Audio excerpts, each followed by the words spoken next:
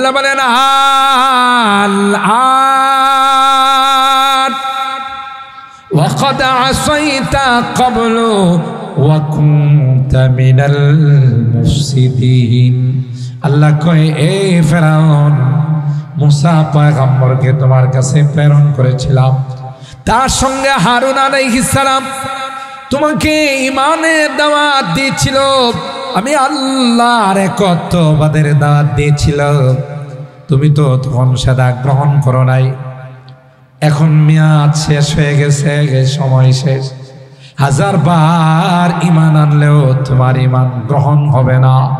ফালইয়াউমা নুনাজ্জিকা বিবাদানিকা লিতাকুনা লিমান খালফাকা আয়া ওয়া ইন্না কাসীরাম মিনান নাস আন আয়াতিনা লাগাফিলুন। আল্লাহ কই, তোমার দেহটা কোনো মেডিসিন ছাড়াই মিশরের জাদুঘরে আমি আল্লাহ তোমার দেহটা রেখে দিলাম, কিয়ামত পর্যন্ত তোমার দেহটা থাকবে। যারা আসবে তারা তোমার দেহ দেখে বলবে, এই নাদান, এই মগা খুদা দাবি করছিল। কথা বলেন ঠিক কি?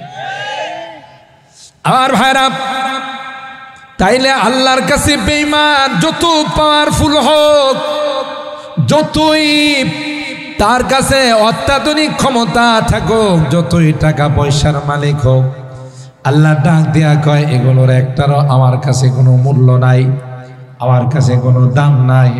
কারণ মৃত বস্তুর চেয়েও আরো জঘন্য। কেন? তাদের কাছে আসল জিনিস ঈমানের দৌলত তাদের মধ্যে না। ঠিক কিনা বলেন?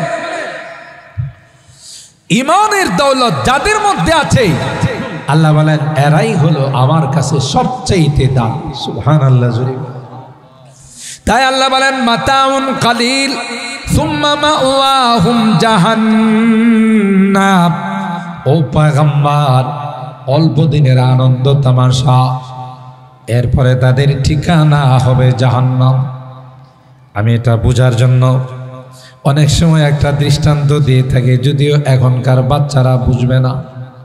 আপনারা যারা মুরব্বীরা আছেন আপনারা বুঝবেন।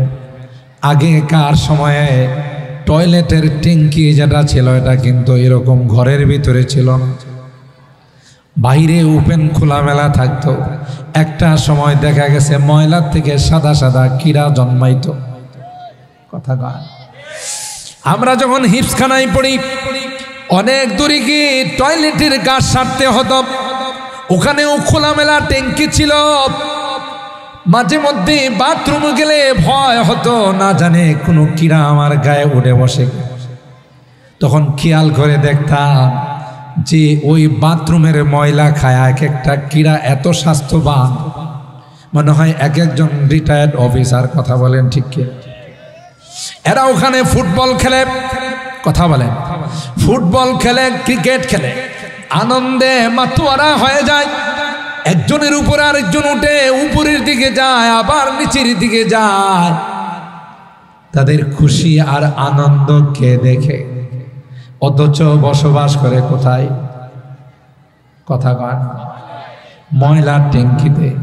ময়লার ট্যাঙ্কিতে বসবাস করে খায় কি? কথা কয়, খায় ময়লা আবর্জনা। স্বাস্থ্যটা কি ফুলে গেছে, কি স্বাস্থ্যবান। আনন্দ আর ফুর্তি কে দেখে? একবার উপরে উঠে আবার নিচের দিকে নামে। মালিক দেখি বলে কিছুদিন যা আনন্দ করার করে নাও, একটা পর্যায়ে বাথরুমের দরওয়াজা তালা মারব, আর ট্যাঙ্কির মধ্যে আমি ব্লিচিং মেরে দেব, পাউডার মেরে দেব। দেখা যাবে মুহূর্তের মধ্যে তোমরা মনে ময়লার সঙ্গে একাকার হয়ে যাবে। এরপরে জমিনের মধ্যে সেগুলো ফেলে দিব। আল্লাহ পাক ডাক দেয়া কয়, পয়গম্বর, যারা ঈমানদার না, যারা বেঈমান, আল্লাহকে মানে না, এদের দৃষ্টান্তটা হলো ওই ময়লার ট্যাঙ্কির সাদা পোকা। ঠিক না বে ঠিক? আল্লাহ বলে, রে নাফরমান, তুমি একটা বিদ্যুৎ ছিলে, নাপাক পানি ছিলে, যেই নাপাক পানিটা নিয়ে কেউ সভ্য সমাজে আলোচনা করত না, এটাকে আলোচনা করা আয়েব মনে করত। এমন একটা নাপাক পানি দিয়ে আমি আল্লাহ তোমার মধ্যে নকশা করলাম। সুবহানাল্লাহ। ওয়ালাকাদ খালাকনাল ইনসান মিন সুলালাতিন মিন তিন সুম্মা জাআলনাহু নুতফাতান ফি قرار مكين। এটা নাপাক বীর্যকে আমি আল্লাহ কুদরতি মেশিনের মধ্যে সংরক্ষণ করলাম। সুবহানাল্লাহ বলেন। কোথায়? কুদরতি মেশিন, যে মেশিন আল্লাহ মার পেটের মধ্যে সৃষ্টি করেছেন। সুবহানাল্লাহ বলেন।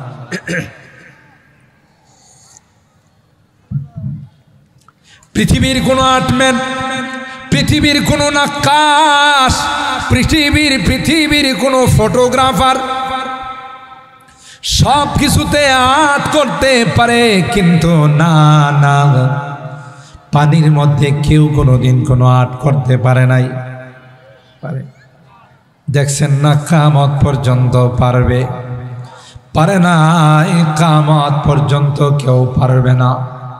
আল্লাহ কয় সামান্য একটি নাপাক পানি, এক ফোঁটা নাপাক পানির মধ্যে আমি আল্লাহ কত সুন্দর আর্ট করে দিলাম, কত সুন্দর নকশা করে দিলাম। গোটা পৃথিবীর মধ্যে তোমাদের চাইতে এত সুন্দর করে আমি আল্লাহ কাউকে বানাই না। এ গোলাম, এখানেই শুধু শেষ নয়, মার পেটে আমি আল্লাহ তোমাকে 8 মাস 10 মাস যে কয়দিন তোমাকে মার পেটে রাখলাম, ওখানেও কিন্তু আমি আল্লাহ তোমার জন্য খাদ্যের ব্যবস্থা করছি। ঠিক কিনা বলি? তোমার দাদা তোমার বাবা ওখানে তোমার জন্য খানা পার্সেল করে নাই। মার পেটের থেকে আসার পর কি খাবে, কি তোমার খোরাক হবে? আল্লাহ কাগে গোলাম, আমি আল্লাহ তোমার মার বুকের মধ্যে তোমার খানা রেডি করে রাখলাম, তোমার জন্য পুষ্টিকর খাবার ও রোগ প্রতিরোধ ক্ষমতা সম্পন্ন খাবার আমি আল্লাহ তোমার মা বুকের মধ্যে রেডি করে রাখলাম। তুমি দুনিয়াতে আসলে যেন তোমার খাবারের কোনো শর্ট না হয়। কিছুদিন পর দুধ খানাও বন্ধ হয়ে যাবে। এরপর তুমি কি খাবে? আল্লাহ কাই জমিনের মধ্যে চিকন চাউলের ব্যবস্থা করে দিলা।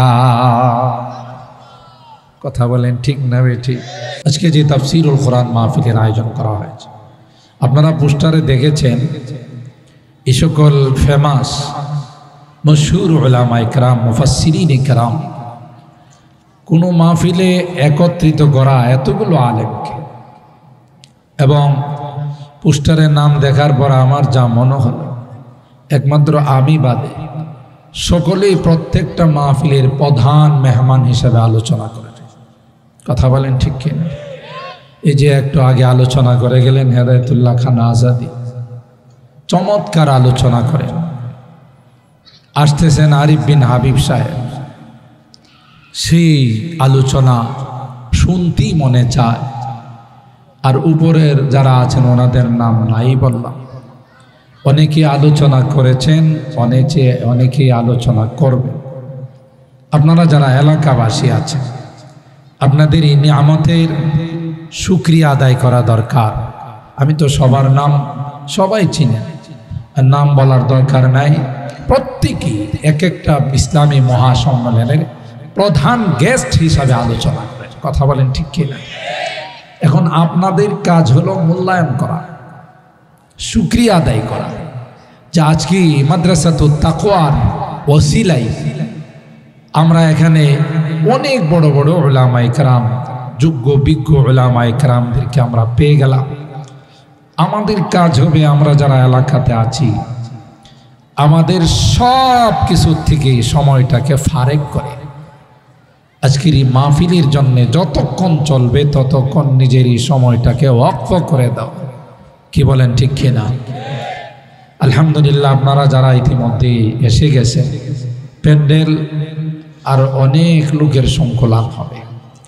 যারা আসেন নাই বিনয়ের সাথে অনুরোধ করুন, আসুন উলামায়ে কেরামদের জবান থেকে মূল্যবান কিছু আলোচনা শুনি। আল্লাহ আমাদেরকে আসার বসার আখিরি মোনাজাত পর্যন্ত আলোচনা শোনার তৌফিক দান করুন। সকলে বলুন আল্লাহুম্মা আমিন।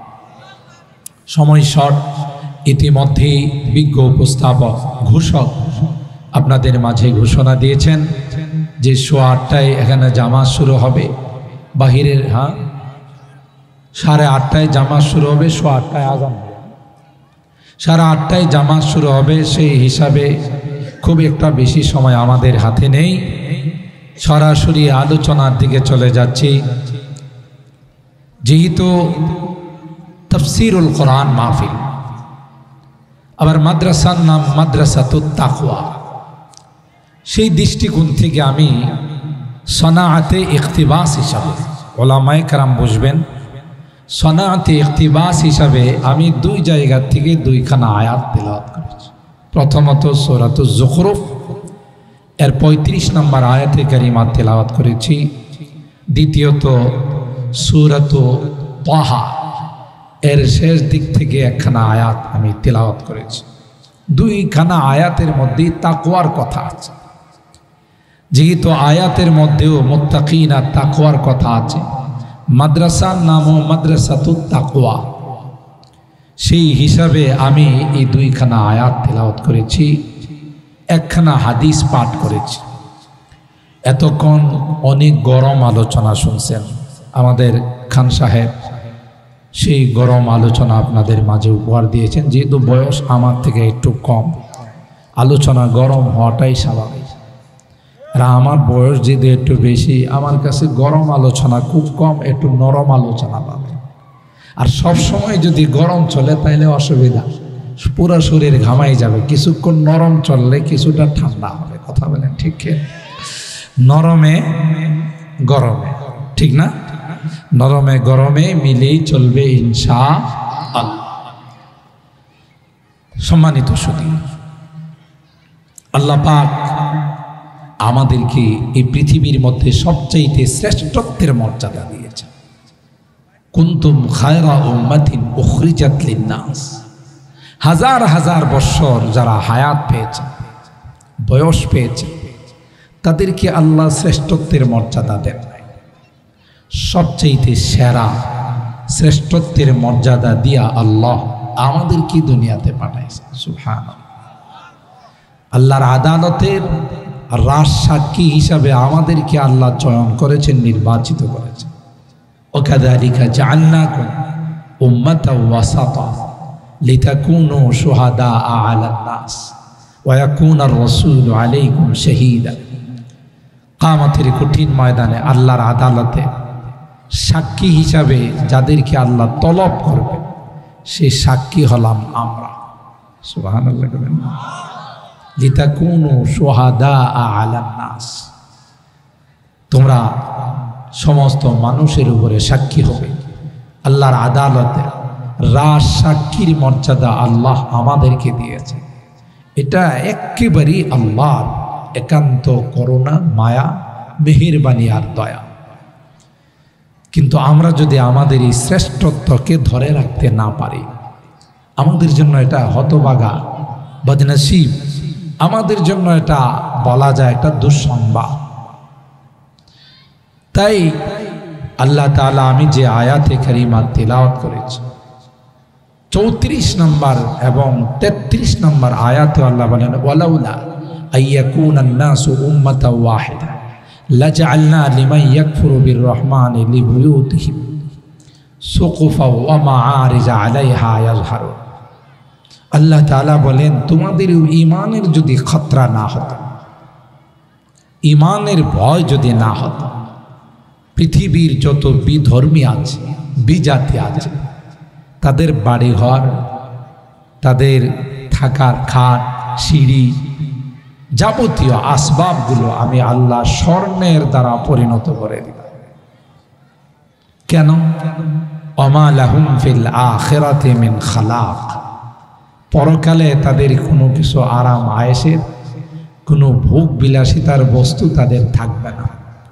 দুনিয়া থেকে যাওয়ার সাথে সাথে তাদের উপর শুরু হয়ে যাবে সেই পানিশমেন্ট, তাদের উপর শুরু হয়ে যাবে আযাব, তাদের উপর শুরু হয়ে যাবে নির্যাতন। এই জন্য দুনিয়াতে এরা যা কিছু আনন্দ ফুর্তি করতে পারে এগুলো তাদের জন্য। তো আমাদের জন্য আল্লাহ অনন্ত অসীমকালের সুখ শান্তি রেখে দিয়েছেন পরকাল, ঠিক কিনা বলে? বলুন তো দেখি আমাদের আসল বাড়ি কোথায়? সবাই কয় না জান্নাত। বাবার কুল মার কুল দুইটাই কোথায়? বাবা আদম আলাইহিস সালাম, মা হাওয়া আলাইহাস সালাম, উভয়ে কোথায় ছিলেন? জান্নাতে। আমরা সেই জান্নাতি সন্তান, সুবহানাল্লাহ বলেন। আমাদের পৈতৃক সম্পত্তি, আমাদের আসল ঠিকানা সেটা হলো জান্নাত। অস্থায়ীভাবে কিছুদিনের জন্য আমরা দুনিয়াতে আসছি, তবে এতটুকুন ব্যবধান, মা বাবা যখন জান্নাতে ছিলেন ভাড়াটিয়া ছিলেন। কি ছিলেন? মালিক ছিলেন না। আদম আলাইহিস সালাম, হাওয়া আলাইহাস সালাম তখন জান্নাতের ভাড়াটিয়া ছিলেন। দুনিয়াতে আল্লাহ পাঠিয়েছেন জান্নাতের মালিক বানার জন্য। সুবহানাল্লাহ। কিসের জন্যে? জান্নাতের মালিক বানার জন্য। যে দুনিয়াতে গিয়ে তোমাদের নামে জান্নাত রেজিস্ট্রেশন করে দলিল করে তোমরা আসবে, এই জান্নাত থেকে আর কোনোদিন তোমাদেরকে বের করা হবে না। তবে এই দলিল করার জন্য তোমার যে টাকাটা লাগবে, যে অর্থটা লাগবে, সেটা হলো তাকওয়া। সেটা কি? তাকওয়া। তাকওয়া দিয়ে জান্নাতের দলিল করা যায়। সুবহানাল্লাহ করেন। তাইলে সেই তাকওয়া কি জিনিস? এত বড় মহামূল্যবান জিনিস, যা দিয়ে জান্নাত কেনা যায়, জান্নাতের রেজিস্ট্রেশন এবং দলিল করা যায়। সেই তাকওয়া সম্পর্কে আল্লাহ তাআলা বলেন যে তাকওয়া হলো ইমতিসালুল আওয়ামির ও ইজতিনাবুন নাওয়াহি। করণীয়গুলোকে করা, বর্জনীয়গুলোকে বর্জন করা। আল্লাহ পাক যা বলছেন সেগুলো বাস্তবায়ন করা, যা নিষেধ করেছেন সেগুলোকে বর্জন করা, সেগুলোকে ত্যাগ করা। এটার নাম হলো তাকওয়া। আর এই বস্তুটা, দৌলতরা যদি কাহার মধ্যে চলে আসে, বা সেই হলো কামিয়াব। এই জন্যে আল্লাহ এই আয়াতের মধ্যে বলতেছে, ওয়াইন কুল্লু যালিকা লাম্মা মাতাউল হায়াতিদ দুনিয়া ওয়াল আখিরাতু ইনদা রাব্বিকা লিল মুত্তাকিন। আল্লাহ পাক বলেন, হে গোলাম, দুনিয়ার চাকচিক্য, দুনিয়ার ভোগ বিলাসিতা, দুনিয়ার আরাম আয়েশ, দুনিয়ার আনন্দ, এগুলো তোমাদের জন্য নয়। লা ইয়াগুররান্নাকা তাকাল্লুবুল্লাযীনা কাফারু ফিল বিলাদ মাতাউন কলিল সুম্মা মাওয়াহুম জাহান্নাম ওয়া বিসাল মিহাদ। আল্লাহ বলেন, হে পয়গম্বর, কাফের মুশরিকদের মহাকাশ যান দিয়ে চাঁদের দেশে যাওয়া আঘাত, এখন একটা জিনিস আবিষ্কার করলো, কিছুক্ষণ পর আরেকটা, মনে যা চায় তা দিয়ে দুনিয়ার মধ্যে আমোদ ফুর্তি করা, আনন্দ ফুর্তি করা, এগুলো আমি আল্লাহ তাদের জন্য দিয়েছি। এরা মহাকাশ যান বানাবে আর তা দিয়ে চাঁদের দেশে যাবে, এরা রকেট বানাবে, এরা বিভিন্ন রকমের অত্যাধুনিক জিনিস বানাবে, এগুলো দিয়ে তারা ফুর্তি করবে, এরা 31 নাইট পালন করবে, এরা ভ্যালেন্টাইন্স ডে পালন করবে। এগুলো তাদের জন্যে, তোমাদের জন্যে নয়। এদের জন্যে যত আমোদ ফুর্তি, যত আনন্দ আর আরাম আয়েশ, এগুলো দুনিয়ার জমিনে আমি আল্লাহ তাদের জন্য রেখে, তোমাদের জন্য নয়। আল্লাহর হাবিবকে বলেন, ও পয়গম্বর, লা ইয়াগুররান্নাকা তাকাল্লুবুল লাযীনা কাফারু ফিল বিলাদ। কাফেররা সব কিছু সুন্দর করে সাজাবে, এই কিন্তু আপনাকে যেন ধোঁকা দিতে না পারে। কিছুদিন মাতাউন কালিল, এক নাম্বার হলো মাতা, এরপরে আল্লাহ বলেন কালিল। মাতাউন মানে সাময়িক কিছুদিনের আসবাব, এরপরে আল্লাহ বলেন সেটাও একেবারে সামান্য কালিল। এরপর তাদের ঠিকানা হবে সুম্মা মাওয়াহুম জাহান্নাম, অনন্ত অসীমকালের জন্য তারা কোথায় থাকবে? বলেন বলেন, বেঈমানদের জায়গা কোথায়? বেঈমানদের ঠিকানা কোথায়? আল্লাহ কোরআনে কারীমের মধ্যে বলেন, পৃথিবীর মধ্যে যত পাওয়ারফুল হোক না কেন, যত সুপার পাওয়ার রাষ্ট্রের মালিক হোক না কেন, আমেরিকার রাষ্ট্রপ্রধান, চায়নার রাষ্ট্রপ্রধান, রাশিয়ার রাষ্ট্রপ্রধান, আল্লাহ বলেন এই সবগুলো আমার নিকট মুর্দা, একটাও আমার নিকট জিন্দা নয়। কথা বলেন ঠিক কিনা? আল্লাহর কাছে তাদের সামান্য পরিমাণ কোনো মূল্য নেই। আপনাদের একটা মজার কথা বলি, আজকে যারা বিশ্বের মোড়ল হয়ে মুসলমানদেরকে শেষ করে দেওয়ার জন্য, মুসলমানদের মূলোৎপাটন করার জন্য যারা বিভিন্ন ষড়যন্ত্রে লিপ্ত আছে, কেন? এরা আমাদের ধর্মের নয়, আমরা ইহুদি ধর্মের, খ্রিস্টান ধর্মের, বৌদ্ধ ধর্মের, অন্যান্য ধর্মের, এরা হল মুসলমান। কিন্তু কোরআন বলে, ইসলাম বলে, যত পাওয়ারফুল ব্যক্তি হোক না কেন, দুনিয়া থেকে যাওয়ার সময় প্রত্যেকেই ইসলাম গ্রহণ করার চেষ্টা করে। ঠিক কিনা বলেন? দুনিয়াতে আসার সময়ও অরিজিনাল ধর্ম ইসলাম নিয়ে দুনিয়াতে আসে, আবার যখন দুনিয়া থেকে বিদায় নেবে তার আগ মুহূর্তে ইসলাম গ্রহণ করার চেষ্টা করে। ঠিক কিনা বলেন? তাইলে বোঝা গেল যত ধর্ম আছে একটাও আল্লাহর কাছে গ্রহণযোগ্য নয়, সবগুলো আল্লাহর কাছে ধর্ম নয়, মানব রচিত কিছু মতবাদ। আল্লাহ বলেন ইন্নাদ-দীনা ইনদাল্লাহিল ইসলাম, একমাত্র কেবলমাত্র শুধুমাত্র আমার নিকট গ্রহণযোগ্য ধর্ম, মনোনীত ধর্ম, পছন্দনীয় ধর্ম ইসলাম। সুবহানাল্লাহ। আমান ইয়াবতাগি গায়রাল ইসলামি দীনান ফালাই ইউকবালা মিন, ইসলাম ব্যতীত অন্য কোনো ধর্ম যারা গ্রহণ করবে, অবলম্বন করবে, আল্লাহ বলেন সেটা আমার কাছে গ্রহণযোগ্য হবে না, একটাও আমার কাছে গ্রহণযোগ্য নয়। তাই দুনিয়াতে আসার সময় প্রত্যেকটা আদম সন্তান ইসলাম নিয়ে দুনিয়াতে আসছে।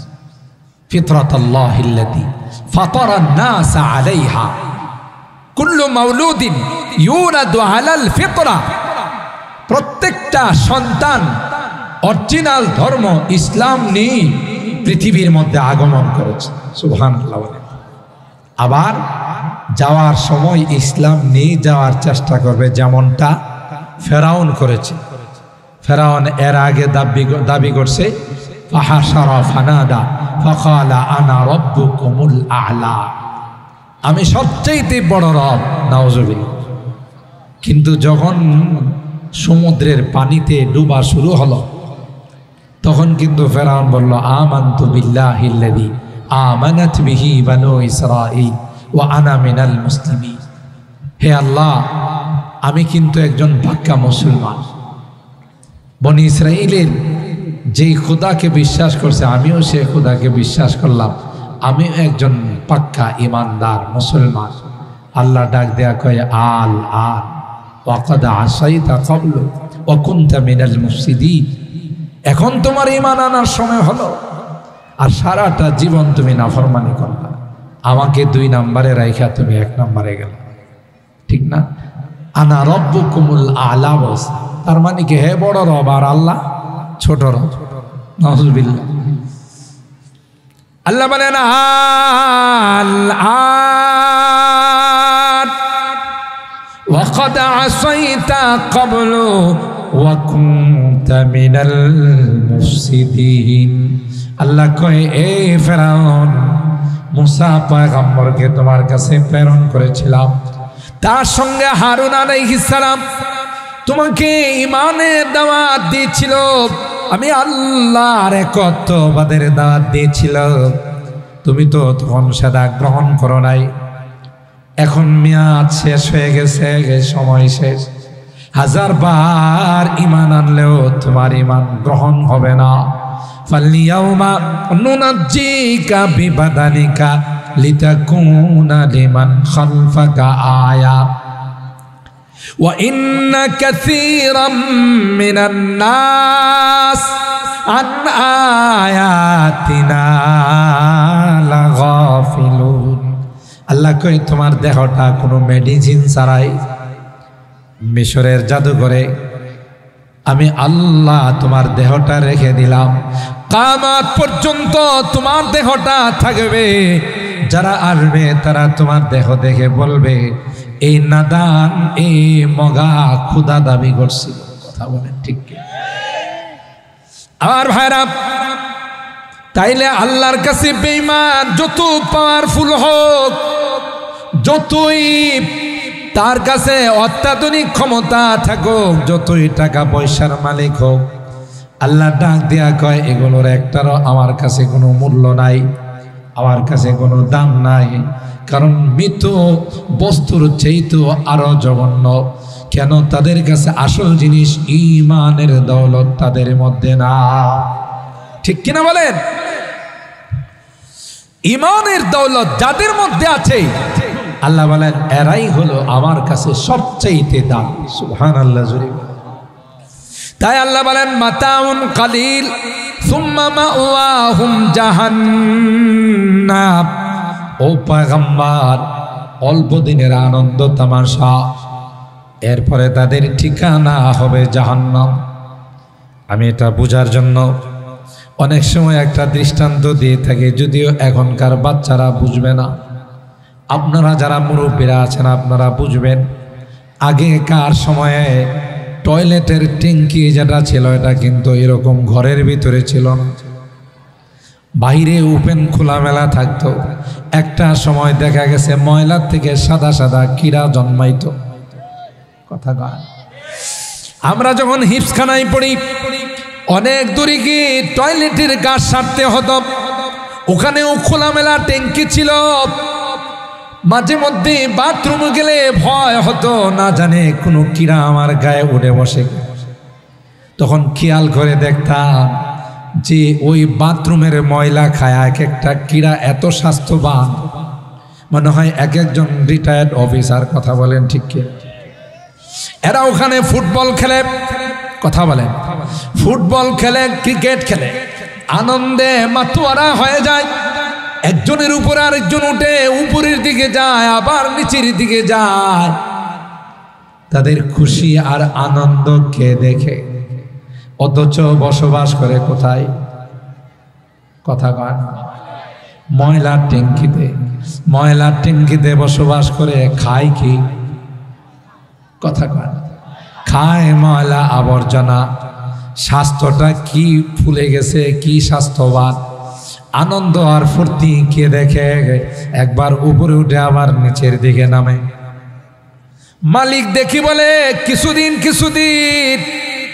যা আনন্দ করার করে নাও, একটা পর্যায়ে বাথরুমের দরওয়াজা তালা মারব, আর ট্যাঙ্কির মধ্যে আমি ব্লিচিং মেরে দেব, পাউডার মেরে দেব। দেখা যাবে মুহূর্তের মধ্যে তোমরা মনে ময়লার সঙ্গে একাকার হয়ে যাবে। এরপরে জমিনের মধ্যে সেগুলো ফেলে দিব। আল্লাহ পাক ডাক দেয়া কয়, পয়গম্বর, যারা ঈমানদার না, যারা বেঈমান, আল্লাহকে মানে না, এদের দৃষ্টান্তটা হলো ওই ময়লার ট্যাঙ্কির সাদা পোকা। ঠিক না বে ঠিক? আল্লাহ বলে, রে নাফরমান, তুমি একটা বিদ্যুৎ ছিলে, নাপাক পানি ছিলে, যেই নাপাক পানিটা নিয়ে কেউ সভ্য সমাজে আলোচনা করত না, এটাকে আলোচনা করা আয়েব মনে করত। এমন একটা নাপাক পানি দিয়ে আমি আল্লাহ তোমার মধ্যে নকশা করলাম। সুবহানাল্লাহ। ওয়ালাকাদ খালাকনাল ইনসান মিন সুলালাতিন মিন তিন সুম্মা জাআলনাহু নুতফাতান ফি করারিম মাকিন।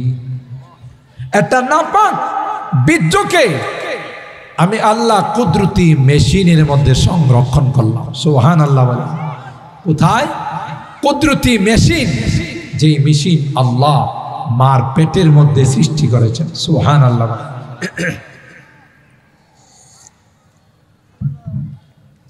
পৃথিবীর কোনো আর্টম্যান, পৃথিবীর কোনো নাক্কাশ, পৃথিবীর কোনো ফটোগ্রাফার সব কিছুতে আর্ট করতে পারে, কিন্তু না না, পানির মধ্যে কেউ কোনোদিন কোনো আর্ট করতে পারে নাই। পারে? দেখছেন না? কিয়ামত পর্যন্ত পারবে?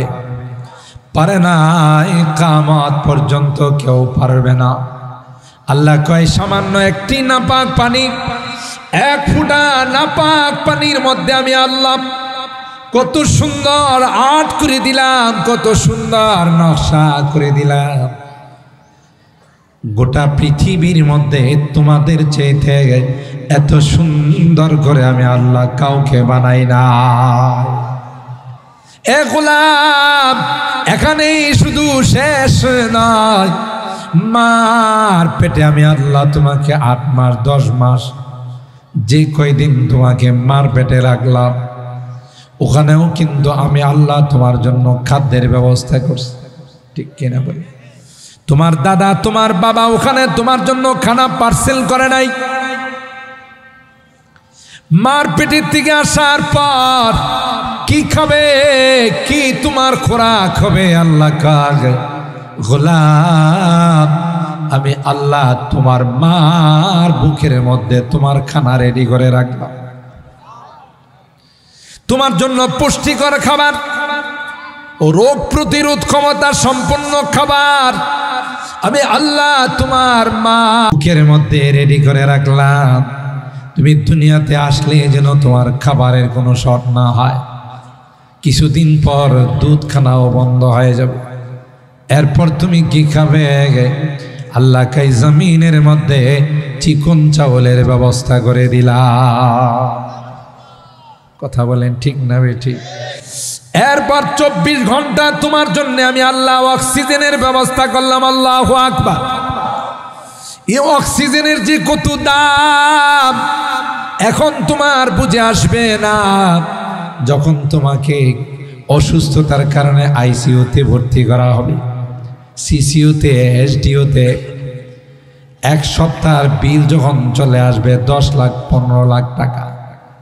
ডাক্তারকে যদি জিজ্ঞাসা করো, ডাক্তার সাহেব আমার এত বিল কেন আসলো, ডাক্তার সাহেব সোজা জবাব দিবে যে আপনাকে কৃত্রিম শ্বাস প্রশ্বাস দিয়া ওখানে আপনাকে রাখা হয়েছে, যেই মেশিনটা দিয়ে আপনাকে অক্সিজেন দেওয়া হয়েছে মেশিনটা অনেক দামি, তাই 1 সপ্তাহের অক্সিজেনের বিল আসছে 10 লাখ। কথা কয় না? আল্লাহ পাক ডাক দেয়া কই গোলাম, হাসপাতালে যদি তোমার 1 সপ্তাহের বিল অক্সিজেনের 10 লাখ নেই, আমি আল্লাহ তোমাকে 1 সপ্তাহ নয়, 1 মাস নয়, 1 বছর নয়, গোটা জীবন আমি আল্লাহ তোমাকে পিওর অক্সিজেন দিয়ে লালন পালন করলাম। কোনো দিন তো তোমার কাছে কোনো বিল চাই না। ঠিক কিনা বলেন? তাই আল্লাহ তাআলা বলেন সব কিছু তোমার জন্য সাজাইলাম, বানাইলাম। তোমাকে একটা বীর্য থেকে নাপাক পানি থেকে এত সুন্দর করে তোমাকে বানাইলাম। আর তুমি আমার দেওয়া বিধান মতো চলবা না, আমাকে বাদ দিয়ে মূর্তি দেবতার সামনে মাথা নত করবা, তোমার মতো নিমুখ হারাম আল্লাহর জমিনে দ্বিতীয় আর কেউ হতে পারে না। তুমি আল্লাহকে ভুলে গিয়েছো, মূর্তি আর দেবতার সামনে তুমি মাথা নত করো। সব কিছু দিলাম আমি, বানাইলাম আমি, অক্সিজেন দিলাম আমি, বিদ্যুৎ দিলাম আমি, সুখে দুঃখে আমি তোমাকে সাহায্য করি, আর তুই গাধা, তুই কি মূর্তির সামনে, দেবতার সামনে, চন্দ্র সূর্য মাজারে গিয়ে খাজা বাবা গাঞ্জা বাবার পায়ে তুই সেজদা দিস? তোর মতো এত বড় হারামজাদার নিমক হারাম পৃথিবীতে দ্বিতীয় কেউ হবে? কথা বলেন ঠিক কিনা? সম্মানিত সুধী, তাই আল্লাহ বলেন বেঈমান যারা, অমুসলিম যারা, তাদের এক পয়সার কোনো মূল্য আমার কাছে। দুনিয়ার জমিনে এরা পাওয়ারফুল হতে পারে, কিন্তু আমার কাছে তাদের এক পয়সার দাম। তাইলে যত বেঈমান, যত অমুসলিম আজকে যদিও মুসলমানদেরকে শেষ করে দেওয়ার ষড়যন্ত্রে লিপ্ত, একটা সময় তারাও ইমানদার হওয়ার চেষ্টা করবে, ঠিক কিনা বলে? কিন্তু দুঃখজনক হলেও সত্য, সেরা ধর্ম আমাদের, সেরা ধর্মের মালিক আমরা। আমরা আমাদের ধর্মকে মূল্যায়ন করতে শিখি নাই, আমরা আমাদের ধর্মকে মর্যাদা দিতে শিখি নাই। আমাদের উপরে যে কোরআন আল্লাহ নাজিল করেছেন, এই কোরআনের সাথে আমাদের সম্পর্ক নাই। বিজাতীয় কালচার আমাদের কাছে ভালো লাগে, কথা বলেন ঠিক কি? অথচ আল্লাহ পাক বলে এই কোরআন আমি নাজিল করেছি, কোরআনের সংরক্ষণের দায়িত্ব আমার। সুবহানাল্লাহ। এই যে আজকে এই মাদ্রাসাতুত তাকওয়া থেকে যারা হাফেজ হয়ে পাগড়ি নিচ্ছেন, নিবেন, ছোট ছোট বাচ্চাদেরকে তাদের সিনার মধ্যে আল্লাহ তাআলা কোরআনে কারীমকে এমন ভাবে সংরক্ষণ করে দিয়েছেন, গোটা বিশ্বের সকল যন্ত্র দিয়ে, সকল মেশিনারিজ দিয়ে যদি তার সিনার মধ্যে তালাশ করা হয়, একটা অক্ষরও খুঁজে পাওয়া যাবে। কে সংরক্ষণ করছে? আমি আসার পরেও মাদ্রাসার উস্তাদরা বলতেছিল, এমনও ছাত্র আলহামদুলিল্লাহ এখানে আছে যারা 7 পৃষ্ঠা 8 পৃষ্ঠা আধা পারা পর্যন্ত সবক শোনায়। সুবহানাল্লাহ। এই মেধা কে দিলেন? পৃথিবীর মধ্যে কোনো আসমানি কিতাব, অরিজিনাল কোনো আসমানি কিতাব আপনি খুঁজে পাবেন না। অরিজিনাল তাওরাত নেই, অরিজিনাল বাইবেল নেই, অরিজিনাল জবুর নেই, ইনজিল নেই, কোনো আসমানি কিতাব নেই। একটা আসমানি কিতাবের একজন হাফেজ গোটা বিশ্বে তালাশ করে পাবেন, ঠিক কিনা বলেন? কেন? আল্লাহ তার দায়িত্ব নেন নাই। কোরআনে কারীমে দায়িত্ব স্বয়ং আল্লাহ নিয়েছেন। সুতরাং কোরআনে কারীম কিয়ামত পর্যন্ত এই কোরআনে কারীমকে বিলুপ্ত করা দূরের কথা, কোরআনের কোন একটা সূরাকে বিলুপ্ত করা দূরের কথা, একটা জের জবর নুক্তার কেউ কিয়ামত পর্যন্ত পরিবর্তন ঘটাইতে পারবে। কথা বলেন ঠিক কিনা? কেন? দায়িত্ব নিয়েছেন কে? আল্লাহ স্বয়ং দায়িত্ব নিয়েছেন। তাই এই ছোট ছোট কচি কাঁচা বাচ্চাদের সিনার মধ্যে 30 পারা কোরআন ঢুকায়া আজকে গোটা বিশ্ব বাংলাদেশকে কোরআনের দেশ হিসাবে চিনে। কথা কয় না, ঠিক কিনা বলেন? আমার এই কোরআনের পাখিরা গোটা বিশ্বকে তাক লাগায়া কোরআনে কারীমের প্রতিযোগিতায় অংশগ্রহণ করে 1 নম্বর স্থান অধিকার করে, 2 নম্বর 3 নম্বর স্থান অধিকার করে 150, 200, 300 রাষ্ট্রকে পিছনে ফেলে বাংলাদেশের লাল সবুজের পতাকা গোটা বিশ্বের মধ্যে উত্তীর্ণ করে, ঠিক কিনা বলেন? এই কোরআনের মাদ্রাসাগুলোকে নিয়ে এক সময় অনেক রকমের তুচ্ছ তাচ্ছিল্য কথা বলা হয়েছে কখনো কখনো, যে ব্যাঙ্গের ছাতার মতো এই সকল মাদ্রাসা গজাইতেছে, বলে নাই? এক সময় বলা হয়েছে জঙ্গিবাদের আস্তানা, সন্ত্রাসীদের আস্তানা। কথা বলেন ঠিক কিনা? আচ্ছা, আপনাদের জিজ্ঞাসা করতে চাই, এই সকল তুচ্ছ তাচ্ছিল্য করে কোরআনের মাদ্রাসাকে অপমান করে হেয় করে মাদ্রাসা কমাইতে পারছে? কোরআনের শিক্ষাকে দমাইতে পারছে, কোরআনের আওয়াজকে স্তব্ধ করতে পারছে। বরং আমরা যদি বলি যারা এই সকল তুচ্ছ তাচ্ছিল্য করছিল, এখন বাটি চালান দিয়ে একটারেও পাওয়া যাবে, কথা কয় না, একজনকেও বাটি চালান দিয়ে পাওয়া যাবে না। আল্লাহ বলেন এটাই পৃথিবীর বাস্তব ইতিহাস। কোরআনের পক্ষে যারা থাকে আমি আল্লাহ তাদেরকে পৃথিবীর মধ্যে টিকিয়ে রাখি, কোরআনের বিপক্ষে যারা থাকে তাদেরকে আমি আল্লাহ জুতার পিটা দিয়ে পৃথিবীর থেকে বিদায় করি, কথা বলেন। সেই জন্যে পক্ষে যারা ছিলেন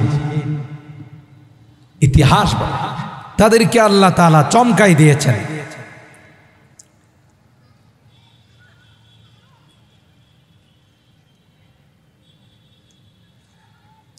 তাদেরকে আল্লাহ তাআলা চমকে দিয়েছেন।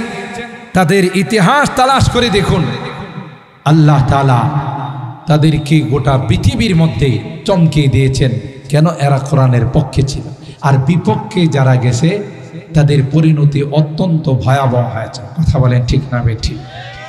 আবু জাহেল বলেন, নমরুদ বলেন, ফেরাউন বলেন, কারুন বলেন, হামান বলেন, একটার প্রতি তাদের সামনের যে ভয়ঙ্কর অবস্থা আল্লাহ তাআলা তাদেরকে দেখিয়ে দিয়েছেন একমাত্র কোরআনের বিপক্ষে যাওয়ার কারণে, কথা বলেন ঠিক কিনা?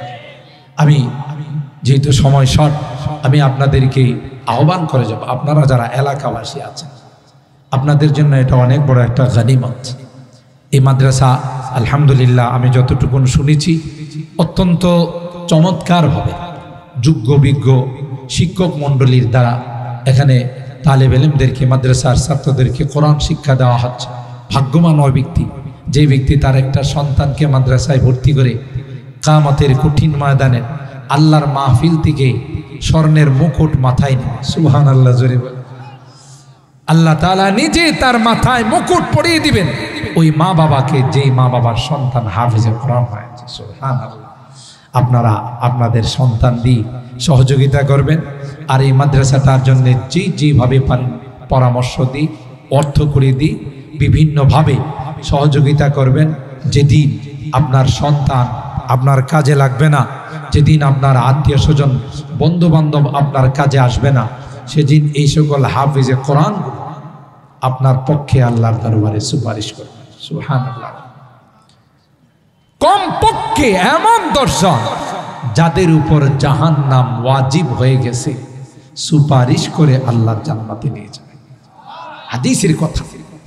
যেখানে কাহারও কোনো পাওয়ার থাকবে না, কোনো মন্ত্রী, এমপি, প্রেসিডেন্ট, প্রধানমন্ত্রী কাহারও কোনো পাওয়ার থাকবে না, হাফেজে কোরআনদেরকে আল্লাহ এমন পাওয়ার দিবে, দেখবে যে আমাদের এই এলাকার যারা আমাদের মাদ্রাসাকে ভালোবাসত, মহব্বত করত, কিছু মানুষ বাম কাতারে গুনার কারণে দাঁড়িয়ে আছে জাহান্নামের লাইন। আল্লাহর কাছে বলবেন, আল্লাহ এই মানুষগুলো তো আমাদের মাদ্রাসার সাথে ভালো সম্পর্ক রাখত, মাদ্রাসার খোঁজ খবর নিত, বড় হুজুরের কাছে গিয়ে জিজ্ঞাসা করতে, কোনো ছাত্র থাকলে আমাকে দেন, তার লেখাপড়ার দায়িত্ব আমি নিলাম, মাদ্রাসার কি কি লাগবে আমাকে বলেন, আমি একটু শেয়ার করব। আজকে গুনার কারণে বাম কাতারে দেখা যায়। আল্লাহ যতক্ষণ পর্যন্ত তাদের জান্নাতের ফায়সালা না হবে ততক্ষণ পর্যন্ত আমি তোমার জান্নাতে যাব না, সুবহানাল্লাহ। আপনার সন্তান কিন্তু বাবা বলে স্বীকার করবে, আপনার স্ত্রী কিন্তু স্বামী বলে স্বীকার করবে, আপনার বন্ধু কিন্তু বন্ধু বলে স্বীকার করবে।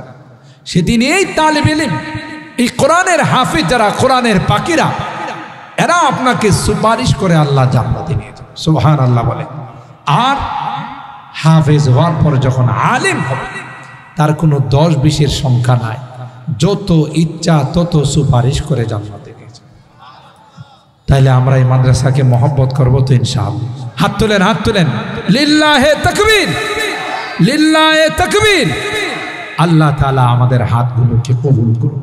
আল্লাহ তাআলা এই মাদ্রাসার সাথে কোরআনের পাখি যারা নাইবে রাসূল ওয়ারাসাতুল আম্বিয়া, তাদের সাথে আজীবন মহব্বত রাখা, ভালোবাসার ব্যবহার করার, ভালোবাসার সম্পর্ক রাখার তৌফিক দান করুন, আমিন। ওয়া আখিরু দাওয়ানা আনিল হামদুলিল্লাহি রাব্বিল আলামিন। আসসালামু আলাইকুম ওয়া রাহমাতুল্লাহি ওয়া বারাকাতুহু। মাশাআল্লাহ, মারহাবা। অত্যন্ত শুকরিয়া হযরতকে। অত্যন্ত স্বল্প সময়ে আমাদেরকে মূল্যবান নসিহত করে শোনালেন। সম্মানিত হাজিরিন, আমরা আমাদের প্যান্ডেল এখনো পর্যন্ত এশারাত জামাত